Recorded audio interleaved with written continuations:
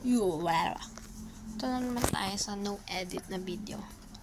Kasi guys, di ako nag-aral today. Like as always, parang ilang araw na ako hindi nakapag-aral. Nakaka-stress din kaya yun. Yung hindi ka nag-aaral. Pero wala akong ginagawa. Kasi nga, iniisip mo yung nangyayari. Ayan. Day ano tayo guys. 30, umabot tayo ng day 30 na hindi ako nag-aaral. Nakagaling ko sa point na yun. Sa kikita ko sa FYP ko yung mga nag-aaral.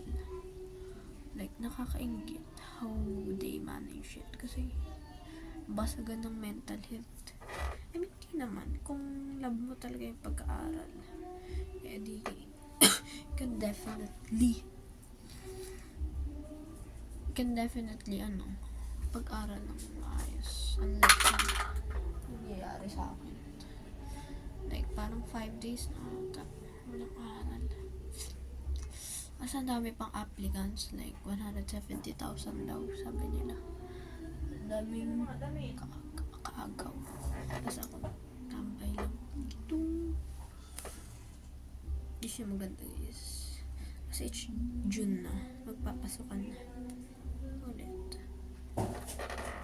So, ang dami ng responsibilities niyan kasi mag-aaral. So, schedule ko from 8 to 4.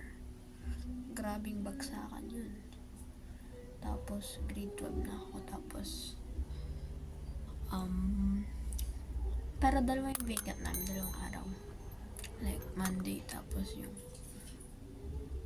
Wednesday. Thursday.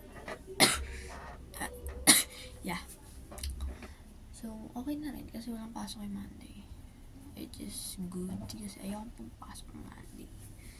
Pero, hectic pa rin yun kasi first sem meron namin research na agad.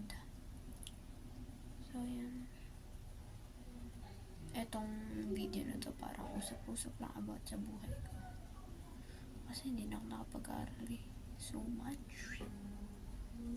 Nakakakaba, like for real. Yan, ewan ko na lang. Ano mangyari sa buhay ko. Yan lang. Sabi ko na rin yung schedule ko. Section ko, Pascal, pero okay lang yun.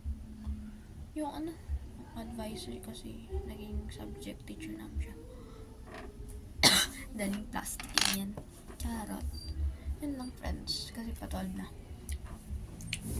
Wala ulit edit. Basta salpak ko to. Yan lang. Mentally ill. Charot lang. Huwag ganun. Bye friends. Bye me. Bye guys. Update from posting until I become an iska. Hindi nag-aaral. Take 30.